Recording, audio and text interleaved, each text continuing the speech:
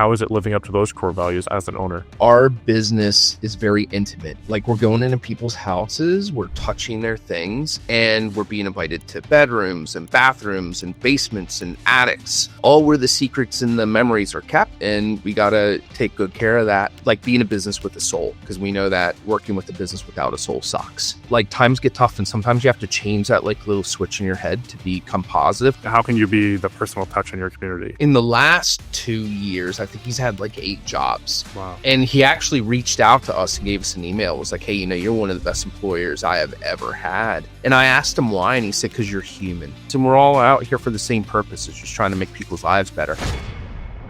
We're live. Welcome back to another episode of Marketing Without Rules, the show where we work to inspire business owners by bringing on guests who exemplify the hunter mindset. They make moves, they color outside the lines, and they have found creative ways to channel the attention of their community into currency. This show is sponsored by Blue Crocus Solutions, a web design and SEO agency focused on helping home service companies. I am your host, Lewis Vandervalk, and today I have the pleasure of chatting with Chris Weir. Chris is the founder of Spartan Junk Removal, a fast-growing, community-focused junk removal company based in Maryland. With a background in entrepreneurship and a passion for brand building, Christopher takes a bold, lion-hearted approach to leadership, blending systems-based marketing strategies, and a deep commitment to excellence, service, and community impact. Welcome to the show, Chris. Hey, thanks for having me on, Lewis. Excited to chat. I know you've been on the Trash Talk podcast a bit. That's where I had originally kind of come across you, and I was like, man, I gotta chat with this guy. This is gonna be fun. I reached out and you booked, and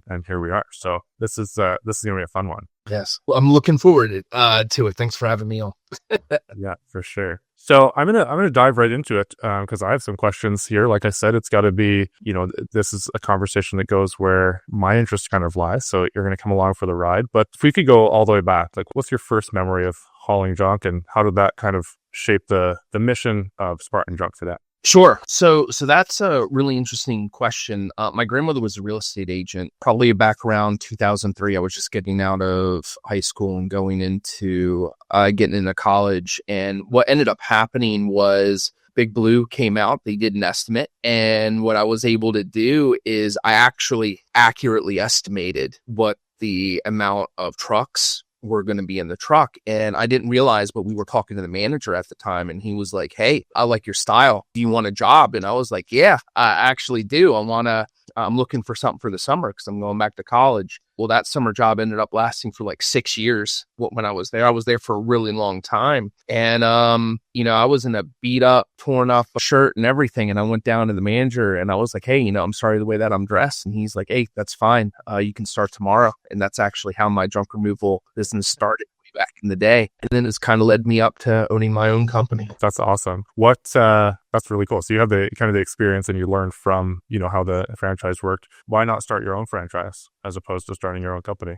Sure. So that was an interesting turn as well. What ended up happening was I actually left junk removal for a while. And I was in finance. I was doing like loan processing and stuff like that at a credit union. And then I had a child, and that mom and I didn't stay together, and it was a little bit of a challenge. So, we had a parenting agreement at the time. It was really unfair for dads. So they kind of like pushed us down to every other weekend visitors, and I was not down with that. So I actually thought to myself like, hey, how can I be a dad? And how can I support myself at the same time? So I actually went to school. I have a legal degree, and I got that degree because the law system, it made so much, it didn't make sense to the point where I was like, I have to learn the system and where it's coming from.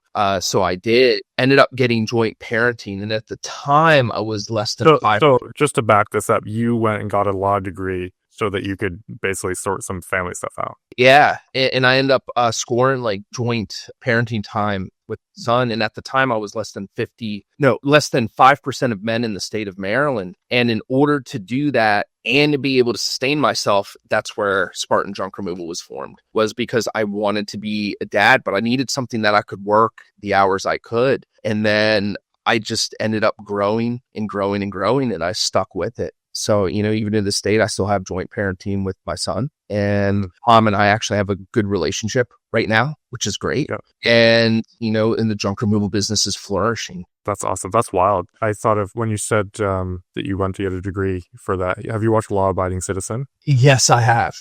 It just felt like that. It just felt like that, where you just took things into your own hands and you just went out to change the world. Obviously, I imagine it didn't feel quite that, going through the mess at the time, but there's a movie in there somewhere. Yeah. In Law Abiding Citizen, it was the very end. I was so upset with the very end. I was like, I could see how they were trying to tie everything together. But overall, it was really good. I enjoyed it. Super good. Yeah. Interesting ending for sure. Not to spoil it for anybody, but yeah, I've loved that movie. I've watched it so many times as a parent and as someone with an engineering and tinkering background. It's just like, man, that's this guy, his anger and grief drove him to some crazy ends for sure. Yeah. Wow. So yeah, go ahead. Oh, I was going to say in that movie too, like it's deep on so many levels because I've seen it a lot too.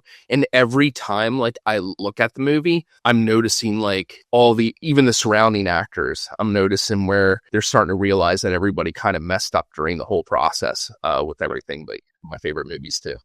It unravels pretty dramatically there. So put that on your list if you guys are listening. Take an episode or two that you would have listened to Marketing Rules and go watch Law Abiding Citizen. It'll be worth your time. I love it. Switching gears a little bit, core values, team leadership, all of that stuff that I love and admittedly just starting to really implement with our team, but always been a fan of the concept. Now it's, rubber meets the road. Your core values spell out guides. Talk a bit about that and, how is it living up to those core values as an owner? What are they? Like if you could spell out what they are and then go from there. Sure. So guides versus the G is for guts. In junk removal, I mean, we got to get into the nitty gritty. So you got to have a little bit of guts in order to go in to do what we're doing. U is for understanding because we have to have a deep understanding of what we're doing. We're not just removing a couch. We're not just going into somebody's house and throwing things out. Like our business is very intimate. Like we're going into people's houses, we're touching their things. And we're being invited to bedrooms and bathrooms and basements and attics, all where the secrets and the memories are kept. And we got to take good care of that. We have to have integrity too, because we are going into people's houses. And we also have to be determined. And determined for us means making sure that we're doing things by like a set path. We have to be determined to get the things done right. And E is making sure that we are, given that excellence, really sharing our experience. And then S is for sincerity, making sure that what we're doing in truth and being, I like to think of it as like being simple and straight to the point. Being sincere, that we don't have to make things bigger than it has to be. We also don't have to confuse things. And by keeping things simple and sincere, I have found that everything ends up working out to be not only fast, but customers are really happy. Our team members are happy because if we don't have happy team members, how can we have really happy customers? And we also do the same thing with our vendors too. So, junk removal can be a bumpy road. Sometimes we're really busy. Sometimes we're really slow. And by just letting our vendors know, like in January and February, there's not much money there. Like we're going to need to have a little bit of extension on credit, but by the time April or May comes around, we're going to be fine. And we work with our vendors, letting them know that way in advance. And just by being sincere, business is much easier to work like that. And you get a lot of benefits and a lot of respect out of everybody by being that way. How is it? I love that. Very, very simple. What was I again? So for I is integrity, just making sure that we are a whole person and not be, you don't have to be one way with business customers or one way with residential customers or big clients or small clients. If you're the same way with everybody, that enables you to really dive deep into your skills and really better yourself. What you see is what you get. Yeah. Ours is grit. I like your guts too. So ours is grit, growth, results, integrity, and transparency is ours there. So it's got the overlap there. How long have you had that and how has it affected like the leadership and team culture and everything? Sure. So guides for us is actually more of an outdated model. We haven't used that for like a couple years, even though it's still there. The formation is still there. Now we do the 3 critical characteristics and 3 critical actions that we're taking. That's how we hire internally. That's how we make sure that we treat our team members. So all of those guides values are there, but it's more in the storytelling. like being a business with a soul, because we know that working with a business without a soul sucks. Being a team player is another one. So can you run through that? I like the sounds of it. Like put that into practical application for myself and the listeners. How are you hiring? How are you holding the team accountable? You said it was three and three things. Yeah, 3 critical characteristics and 3 critical actions. And the 3 critical characteristics are who we're really looking at for people. So if they have these 3 critical characteristics, what does that mean for us and our customers? And when you kind of think about it, like, what are the 3 things you're looking for somebody, and what are the 3 things they need to do every day that can really like drive forward the process of not only our business but themselves. And so each role would have a little bit of a different critical actions, it sounds like.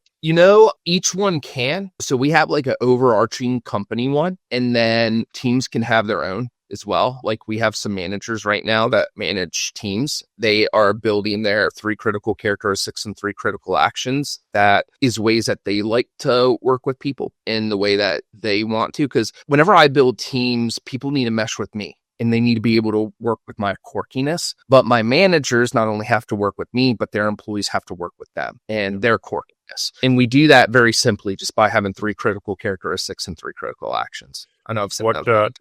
No, I think it's good. Keep saying it. What would you be able to share those? Yeah, I sure can. As a matter of fact, have it up in our office. It's over there, and it's in a I'm putting you on the spot here. Yeah, no. So the first one is just being a business with a soul. I think I mentioned that a little bit earlier. And then the second one is, we need to be a team player, because junk removal is inherently a team member based business from the top down, from the bottom up. And the third thing that we look for in people is, here I'm on the spot. This is the live experience. We'll edit it out and post for you.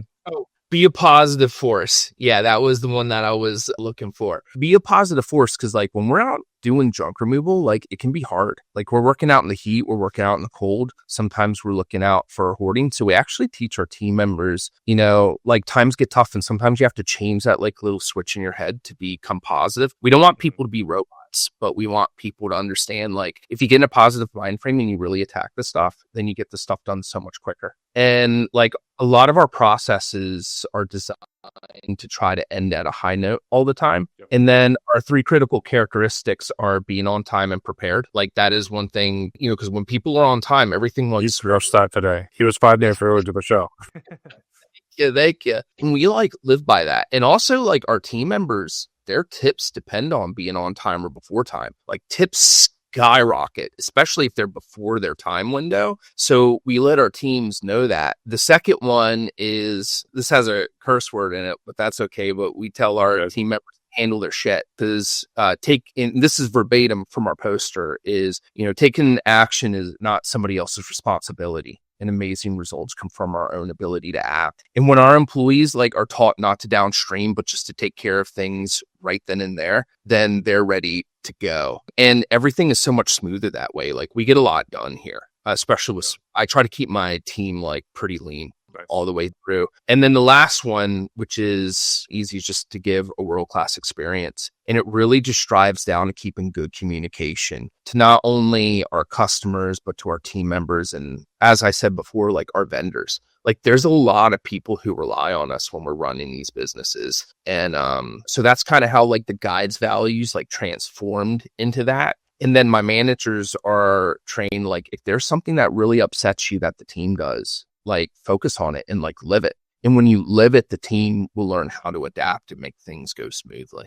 Can you give an example of that? Sure. One of my team members is very focused on truck maintenance, which I love. So one of his values is like keeping things clean and keeping the trucks running. And so his team, he's very new here, but like the team is already starting to get energized with that. He came from one of the big franchises, and his thing is like maintenance and making sure that they're taking a look at those cameras on the trucks and making sure they're driving safely. Like, he is so about that. And quite honestly, like that's very much welcomed as we're managing a bigger fleet. So, It all adds up, right? All the repairs and yeah. oh geez, it's almost endless. And it gets way more out of hand too when you're actually not doing the maintenance you need to do beforehand. It's kind of like a domino effect and it ends up costing a lot of money. Isn't that life though? Like that should just be like written in a tattoo for all of us as business owners.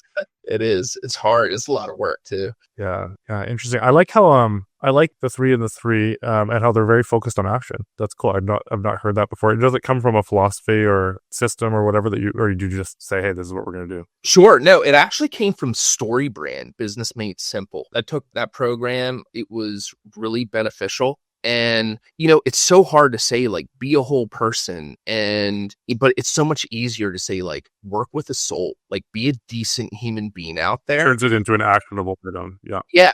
Try to do better. And that resonates not only with everyone else, but it's also a lot easier to remember, besides being a positive force when I was put on the spot. I love it. That's huge. Like I said, this conversation is going to go where I find it interesting because I'm in the mix there, right? And we've had some turnover and we're bringing in new people. And so I'm like getting a chance to kind of revisit some of this stuff and look at, where it's all going. But yeah, you know what? I'll give you a little bit more about that too, as far as like us managing our teams. There is a wonderful book, which I think even the last time I was on a podcast, I brought one up. I'm not pitching just to do it. It's how to be. That's from the Traction series, isn't it? Yeah, that's Gino Wickman right there. And one of the things that they have is like the people analyzer on there. And you just find, whatever characteristics or whatever company heartbeat that you have. And it's really easy. You just put a plus or minus next to them. And then like, are they all I'm unprepared? It's either a yes or no. It's kind of hard to say like, yes or no for integrity. Are they being a whole person? Like there's a little bit of a gray area there. But like, hey, does this person do they energize people? Are they working with the soul out there? It's a lot easier to say yes or no when you're talking about those action steps. So I've kind of like combined those two systems together. And now it's so easy for me to say, hey, does this person belong here or not? And what's nice too is when you have that set up, you don't have to be a jerk either to the employee who doesn't fit your culture or what you're doing. You say, hey man, like you're a good guy, but you're not working out here. And you can do that before your emotions start running high. And it's, that's something that, as we get systems in place, shout out to Dennis Yu because he kind of inspired me and his podcast is dropping tomorrow, actually.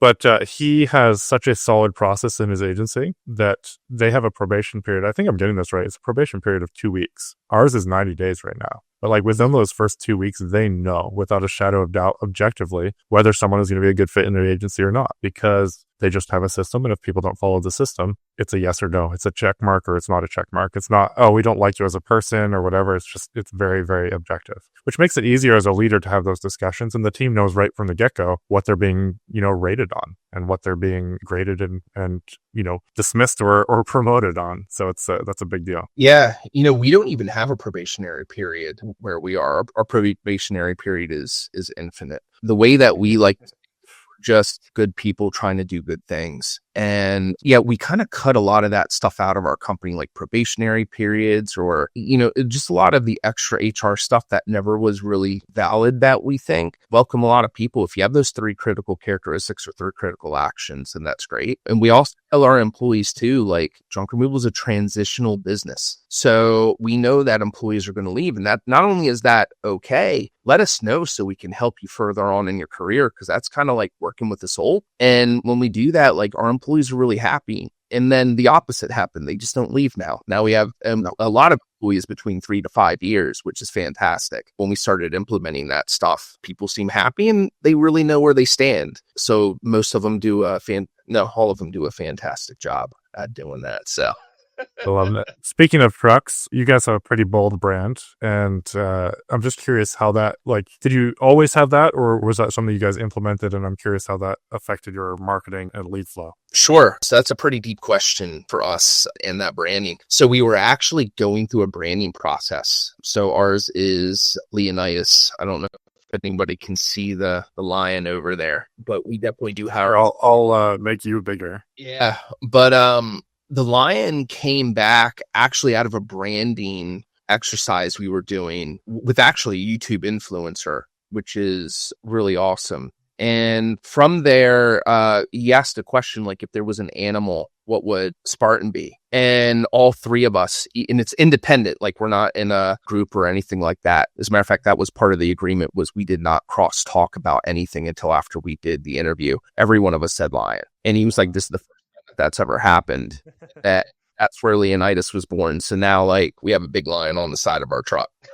That's awesome. That's awesome. And then you got the big red branding. You know, they're pretty outstanding in their field, right? Yeah, exactly. Yeah, heart and passion. Yeah. It's a big deal. So what, interesting, you said I picked up YouTube influencer. What was the path that led you down there? And then, you know, the follow-up question is, did you guys notice a difference in lead flow after you did the change with the trucks? Sure. So the short answer to that is what led up to it was I was getting very frustrated because we were dealing with like a lot of companies who said that they knew what they were doing. They didn't know what they were doing. You know, I could have gone to Fiverr or even asked my 7-year-old daughter. She'd have given me a better experience than a lot of these companies out there, you know? And then I was like, cool, let me just check up on YouTube. And then I found an influencer. His name was Philip Van Dusen. And I was like, hey, can you help us out with that, this? And he was like, yeah, let's go through my process. And we did. And as far as like lead flow, I don't think that there's a direct correlation, but it really dug deep into who we were. So I think it kind of improved everything because like that lion-hearted like resonates with a lot of people with our team. And then even afterwards, you know, most people are dog people, but like when we started asking people around like, hey, are you a cat person or dog person? We actually had quite a bit of people who were cat people that worked here. And we didn't even realize that. And we thought that was so weird. So we put that on our branding. And then it's cool too because lions are pretty vicious as well when they need to be. Lions are pretty cool. My guess is if you had done a survey before the branding came out, they were mostly dog people, and then after they're like, well, it's way cooler to be a cat person. So yeah, well, that's true. They just I just looked at Philip while you were chatting. He's got a cool brand going on. That's awesome. Very cool. What, diving into some marketing nuggets, what is some marketing advice that you wish that, you know, junk removal or home service-based entrepreneurs would follow, like some advice that they would follow, but that no one does? Sure. So I have a couple things, you know, marketing and branding. What I think a lot of people try to overcomplicate is you have to be where your customer is. Like I see too often where people are trying to find the silver bullet, if you will. And it's like, it's not there. It's actually where the silver bullet's not. Like, where are they at? And they're mainly like in their homes and they're on social media or they're out in their community, you know?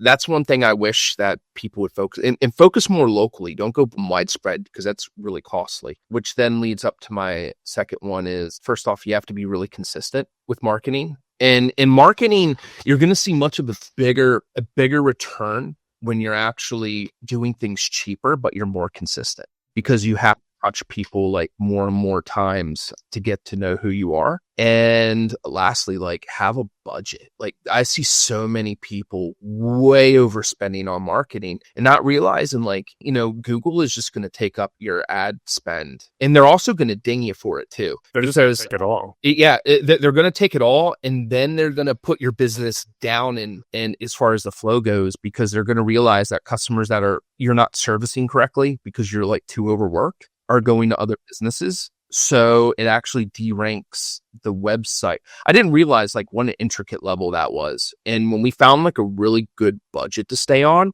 we have plenty of customers and we're servicing and we're growing without having our bank account drained. And if you listen to Google too, like they're not hiding that stuff. They're telling you what's going on. So listen out there how to make a proper budget. That way you're actually profitable. And you're actually delivering that customer service you're promising. Yeah, it's interesting you mentioned this. I mentioned this on an episode recently, but Google actually put out this study, but they call it the 7-11-4 rule, where a customer typically has 7 hours of engagement across 11 touch points in 4 separate locations before they buy from you. Wow. I would say it's probably a little bit skewed when it comes to home service, because some people, they need something, they're going to go on Google, they're going to find it. But there's also going to be those people that see your trucks, that see your ads, that see, Facebook ads, that see you out in the community. And it's very interesting, if you think about your buying habits, certainly for me, it resonated. I'll see something around and then the Facebook ads start following me around. And then, it's going to come up on Google display ads probably. And then, so on and so forth to a point at which, I end up buying or don't. But like if I'm buying, it's typically I've had, a bunch of touches already before I purchase. Exactly. And how many of those touches that you're actually like registering before reaching out to somebody? Because if you're touching that person, then they're going to have more trust in your brand. Even if they haven't interacted with it, they'll have much more trust. And that's especially important if people are inviting you into their house and taking their things. Yeah. Two of the 4 items of clothing that I'm wearing today are because of that. Well, actually, I realize I'm not wearing a True Classic, but I wear a True Classic most of the time, the True Classic tees. And I saw their ads all over the place. Hilarious ads. And they just followed me around on Facebook. So I ended up purchasing. They work really well for me. I love them. And then my underwear, Man-Made Underwear, a Canadian brand, hilarious ads. Followed me around on Facebook for a while. And then I bought them. And I think I've purchased like 30 pairs at this point. I just love them. Awesome. But it comes down to, be where your customers are and then follow them around while they're doing it. Now, obviously, you guys don't just do Google ads. What other things are you guys doing for marketing? Sure. So, of course, we have branded trucks. We give yard signs is really important. I know a lot of people are like, hey, it's a waste, especially because all the junk removal companies steal everybody's signs and throw them away. That's just what we hear about. Yeah, there's millions of yard signs out there making tons of money. That's true. But that's the thing about consistency is even when your competition is stealing your things, if you keep putting that sign up, it's going to eventually stick and stay. And that's what we have found is just by consistently doing it month after month. Like some of our signs have been up for quite a long time. Some of our signs are gone even within hours of us dropping it off. And there's other junk removal companies, which we won't name, but they will post their walls of signs that they're nabbing off of the side of the road, which I think if you're in any of those junk removal groups, man, everybody's taking their signs now. It's like, you want to take mine and post it on the internet? That's fine. Yeah.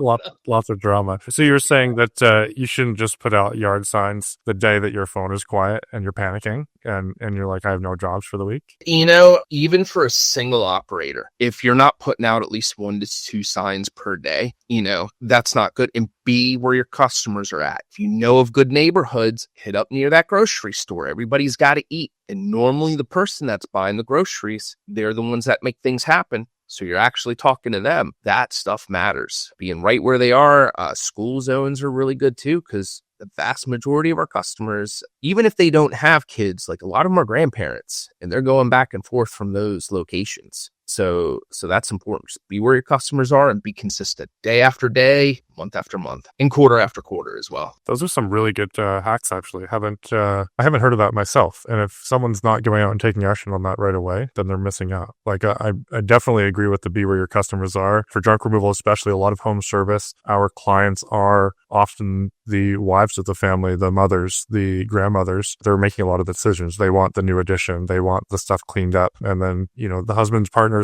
they get the honey-do list and then it doesn't get done. And then they're calling the people to get it done. But putting it in the grocery stores, the school zones, that's a marketing without rules nugget right there. Yeah. And our statistics are really showing too, it used to be like a 60-40 split between women versus men who called us. We're actually seeing that that's starting to equalize right now. So we're definitely 55% to 45%, but things really are starting to equalize out. And we're seeing that even when we're going out in the truck. Like it's getting more and more even because, there's just so many things going on. So, where are your customers at? And school systems too. It's moms and dads picking up the kids now.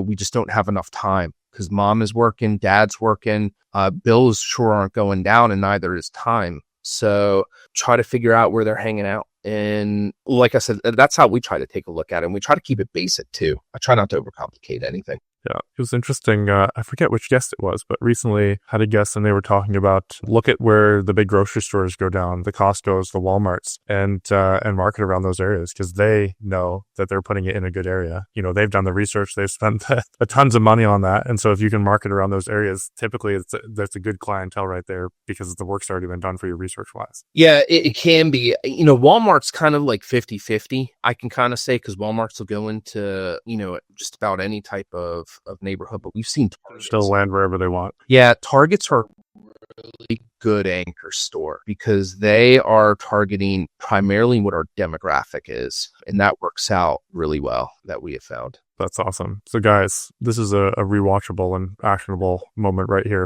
If there was any from this, what about reviews? I'm huge on reviews. How do you coach your crews to basically turn every 5-star experience into an actual 5-star review or a referral? Sure. So we definitely have like a step-by-step process that we do, and I cannot hit harder than make sure you clean up after yourself. It's not the customer's job to clean up after what you're doing because you're like, let's face it. Hired you for. Yeah, Junk Removal is a luxury brand. It is not a bargain brand. Regardless if you get bargain customers or not, that's not what we do and that's not what we service. But by sweeping up and just doing that like little bit of extra mile, and then we have thank you cards with QR codes on them that end up doing quite well. And that QR code goes, I don't filter my reviews. So I don't care if people are giving good reviews or bad reviews. And why I don't care about that is if we're getting bad reviews, it's probably because I have an employee that's not doing their job the way that they should be doing, and I want to know what it is. So, and also how you respond to bad reviews as well. I would say that's a bigger tell on your business than how you respond to the positive reviews. And we focus on that heavily. And really the only thing that we find is, we get more reviews than people who try to filter, and customer satisfaction is higher. And we typically don't have any problems with our service delivery. It's normally pretty solid. You're not scared about the delivery. You're out there, like a lion, getting the good delivery and then getting the good review from it. Exactly. Got to go in for the hunt. I love it. What's the, circling back to marketing, I am a sucker for, it's in the intro, people that color outside the lines, people that do things that nobody thinks of. What are some, at least one crazy marketing thing that you've tried, and whether it flopped or not? Give us the story. Oh, geez. There are so many ways to market. I have done so many things. I'll tell you what works really good is, especially in like Target neighbor. Here I'm giving all my secrets away, right? That's what we're here for. Yeah, but it's really just making sure that, especially places that you're at, like let's say if you have a swimming pool or you're going to a gym, or like your kids are going to the gym or something like that, even if you're not getting direct business from it, but doing sponsorships for your community. Like think about it like you're giving back to the swim teams, you're giving back to the gyms that your daughters might be going to gymnastics for, or whatever it is. Especially where you're at, like make your impression be known. Like, hey, it is really cool too when your kids go up there and say, hey, that's my dad's business or something like that. Yeah. Like that's huge. And that's not necessarily about getting direct money back, but just making your presence known. And if you're nervous about doing that, like take a look at yourself. Are you giving a good service or not? Because if you don't want to be known about it, you probably need to work on what you're delivering out there. But that's huge. I wouldn't say that's necessarily a flop, but it's definitely like a personal win that I had. Yeah, it's harder to track the direct ROI. It's certainly a fantastic ego boost to see your name up on, the side of the swimming pool or on the back of shirts of events. And it's also content opportunities. You can take that and turn it into a bunch of different pieces of content for your website, for your, social media, tag the event, get shown up on their feed, so on and so forth. So it's, big fan of those. That's awesome. What, do you guys do that consistently? I definitely do. Year after year, like at the swimming pool that my family and I do, I don't even think I have a phone number or QR code or anything. It's just like our brand is there. And I did that because it's not even necessarily about the ego boost as much as like now people know like when they need swim nets or the slide to be repaired or something like that. Like we need to give back to our community that gives back to us. And instead of an ego boost for me, I think of it more as care. Like I'm caring for my community, and that's just the imprint that I'm not nameless on, I guess is the best way to put it. And no, Yeah, if I were to rephrase that, I'd probably change it maybe from an ego boost to, it's certainly, especially when you're just starting out, it feels really good to see your brand out in a bunch of different places. So I'd probably rephrase it that way a little bit. Yeah, it feels really good, and people recognize it too. Like, they appreciate it. And that's how you become like a household brand. It's just being there. And sometimes you got to give without any expectation of giving, receiving. And those are, I think, are the best opportunities and the most opportunities that people overlook. Yeah, the things that aren't, Hormozy says it, the scaling happens by doing the unscalable things. Exactly. You know, how can you be the personal touch in your community? How can you clean up after the job? You know, it's not scalable to have the guys clean up after the job. You're taking time out of the next job. You know, I mean, you could be stacking 2 more jobs in a day, but that extra little bit, you know, the tips go up, the reviews go up, the referrals go up, the repeat customer, the lifetime value goes up. All of those things happen because you're doing the unscalable things that actually matter. Yeah. We stay longer when they get those tips.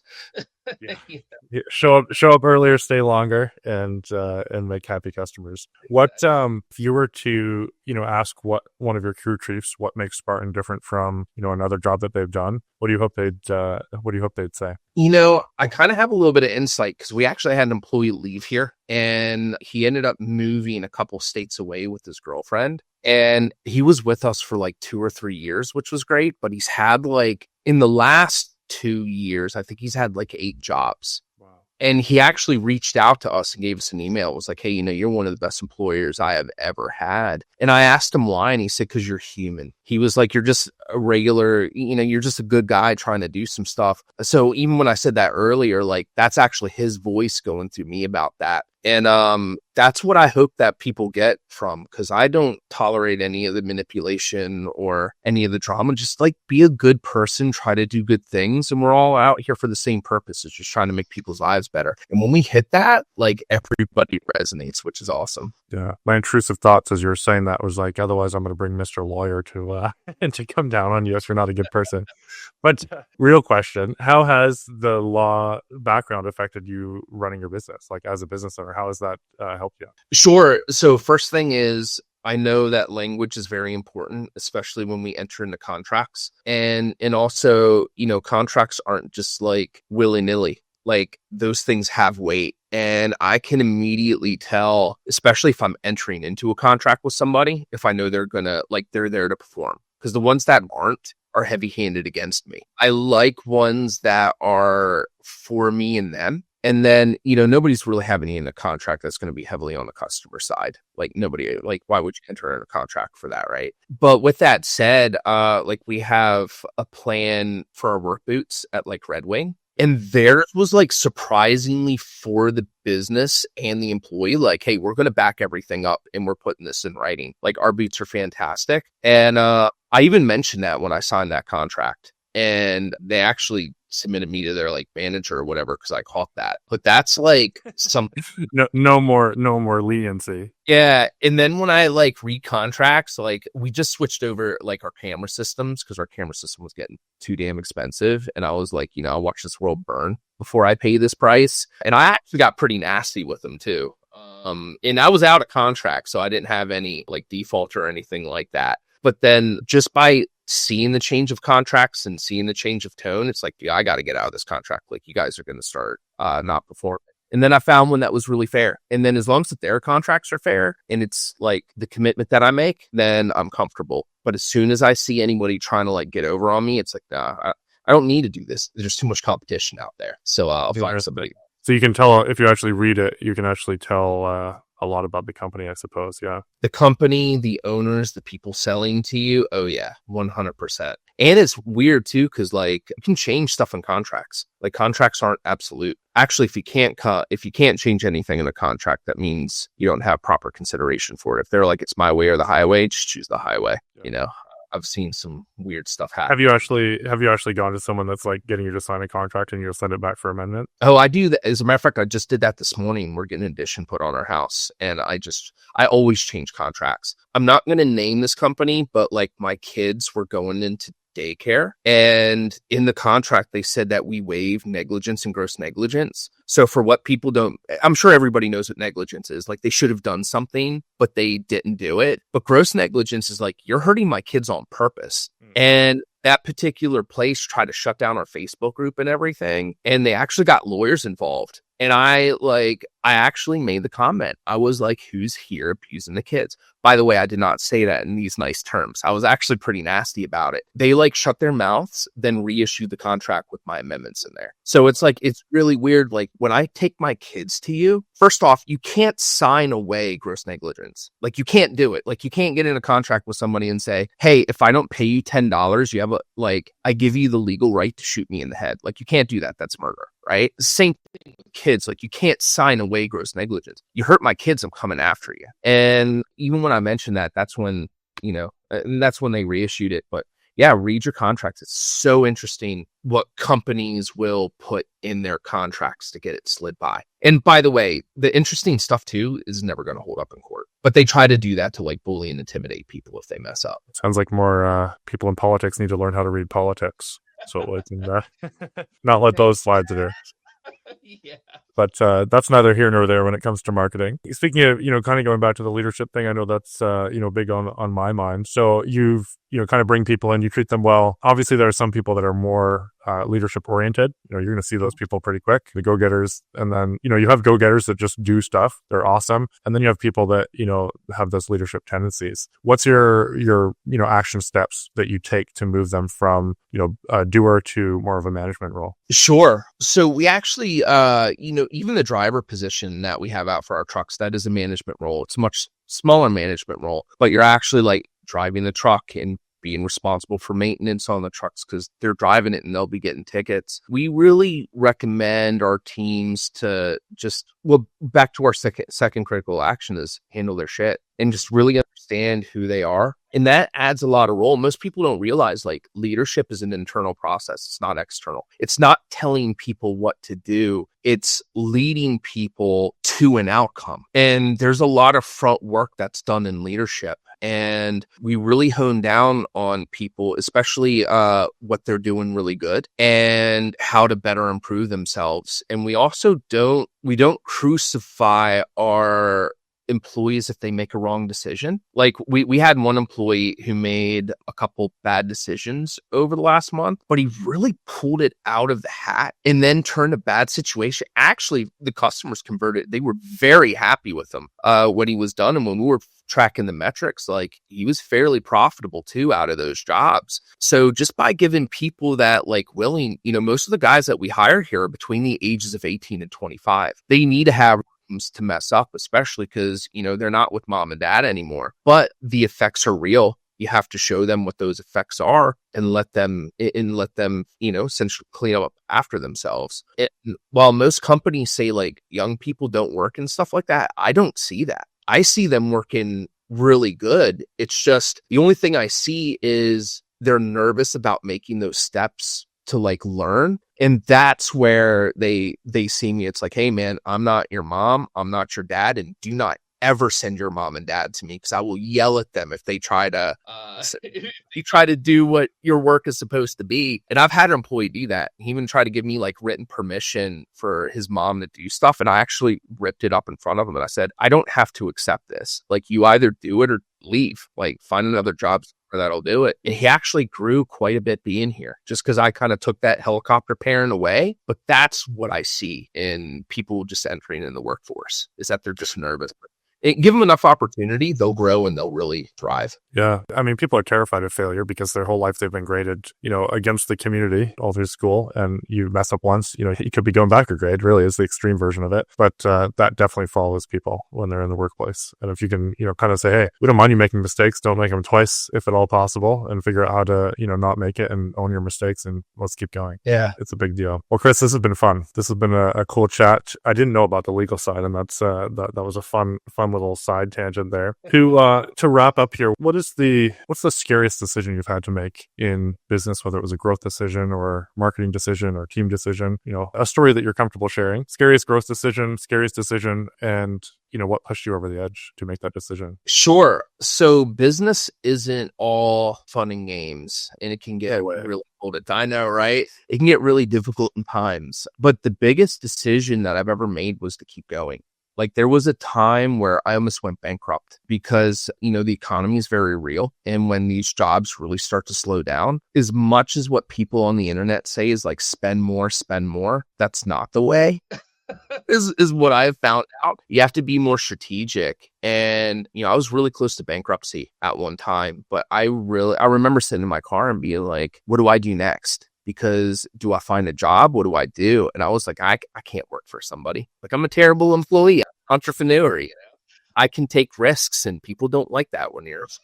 So I was like, let me just start over. And let me reprove my model. Best decision I have ever made. Because everything that ever brought me pain was because I wasn't doing things the way that it should have been. And it was outside of what I thought how it should be. And when I decided to keep going, the growth was explosive. So for all of those out there who are having growth challenges, take a little, actually take off. Try to take a little bit of a mini vacation if you can to let your mind rest, figure out what you need to improve and go with it and just learn from your mistakes, but keep pushing on. Yeah, that's big. What did that actually look like restarting? Did you just kind of pull back and kind of assess it as if you were perhaps purchasing this as a new business or something like that and fixing everything as you were going through? Sure. So I had the bankruptcy check in my hand. I was going to take it to the lawyer and I actually decided not to. I was on the way to do that. And then that's a close shave right there. Yeah, it was. But at the time, because of the way that I was managing, the management toxified because it was too me oriented. And I actually came in and I terminated everybody but one employee all at the time. So I had to do, it was essentially an unchecked manager that kept filling people's heads up with stuff. So that was a really difficult kind of situation that I had to go through. But later on, I realized it was my fault because I should have been leading a little bit differently. So my lessons on it were extensive. And then when I did, I just trusted what I have already built. And when I executed everything the way that it needed to be, it was 120 days exactly that I had everything humming better than it did before. Because now we were metric centered. We were really driving home, making sure we're efficient and we're servicing the customers. And once I got back to that route, it was bigger, better than ever. And we're still riding that wave now. And while at the time was very painful, it feels really good right now to go through that process. And I'm thankful for it. I believe it. Yeah. I bet you're thankful you didn't hand in that check. Oh, me too. Me too.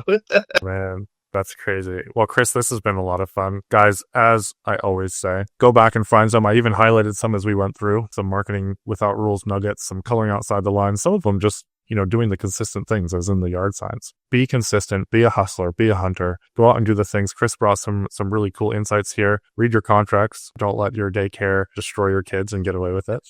But Chris, where can people follow you and keep up with your journey? Sure. LinkedIn. I'll go through I need to be more consistent on my LinkedIn, but I put a lot of interesting facts and stuff like that. I'm a pretty big nerd. And then I like sharing that stuff in the business mindset. You'll get to hear things humans can smell rain better than a shark can smell blood in water.